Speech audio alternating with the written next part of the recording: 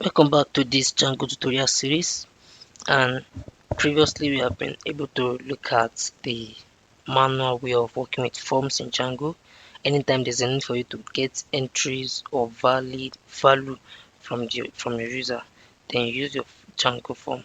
But since Django is a framework, it's already come pre-built with some functionalities that we are going to be learning how to use in this section of the tutorial. So let's jump into it. Of course, we are still going to be using our formal source code, and what you just need to do is just go your source vmv just to start your virtual environment.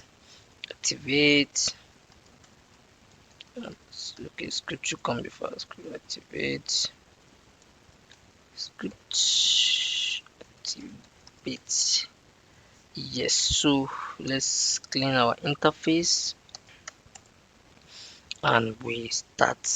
Of course, let's not start, let's just start the virtual environment. Now, when you're working with the built-in forms of Django, what you need to do is to come into your application. Don't forget that we are currently working with the contact us application, in the sense that we want the student to be able to reach out to us, contact us, and for them to submit their queries to us. So let's just run our application if it's still working.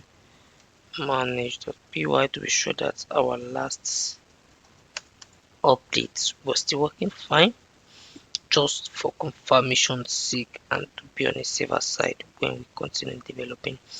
Now we can see that we still have our application. So if you navigate to contact us, you realize that we still have the form in there. So I'll just zoom. Okay, so we still have the form in here. So we are going to be looking at the built-in Django functionality, Django form functionality. So you can see in here that we have the contact us application. So what you just need to do is just create a file called forms. Sorry about that. So create a file called forms. Very simple to work with. So once you create the forms file, so then what you just need to do is from Django, which is the framework, import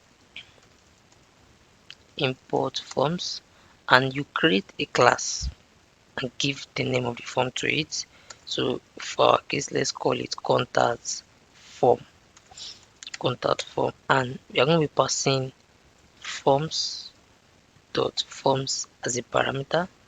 Of course, it should be form. Yes, so in this class you are going to be defining the attributes, like the values you want to get from the user.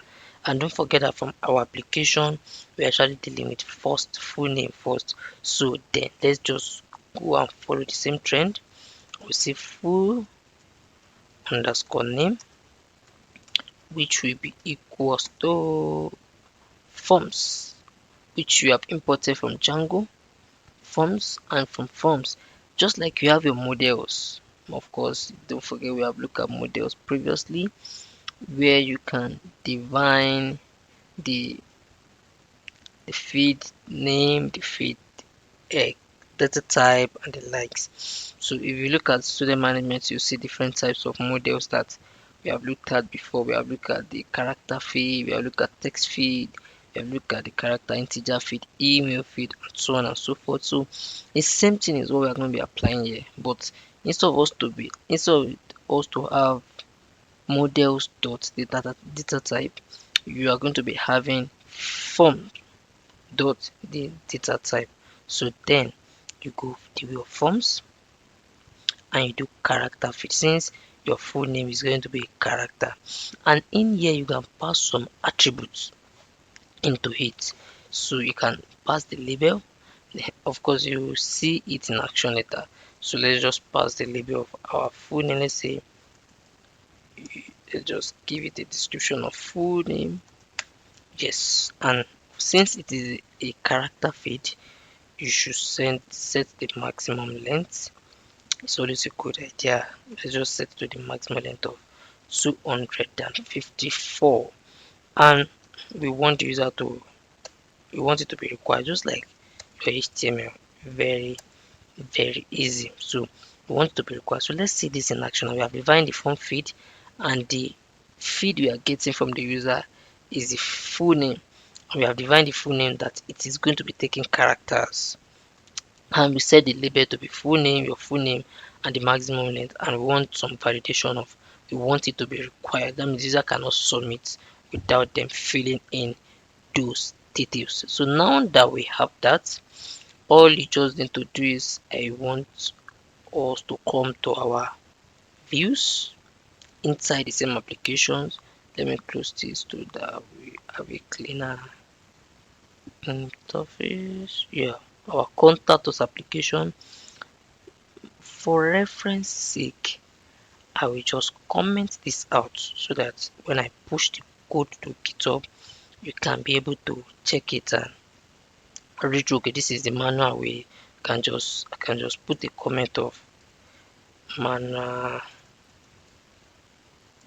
method of working with forms. Manual method of working with forms. So now let's look at the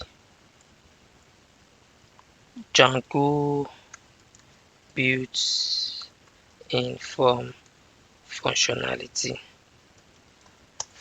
So what you just need to do now is just say the request that is being passed to this function request dot method. Let's see if it is a post method. Of course, don't forget, when you want to pass something to the server, you use post. But when you want to get something from the server, you use get. So if it is a post method, let's just pass for now. Else, we want to just return the form. So when the user is navigating to the form URL, at that point, the request method is a get, because it's trying to get something from the server.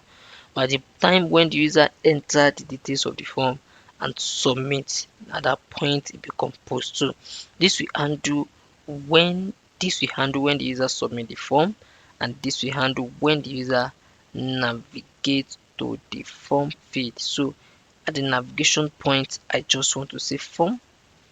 Of course, I need to import that form that I've created.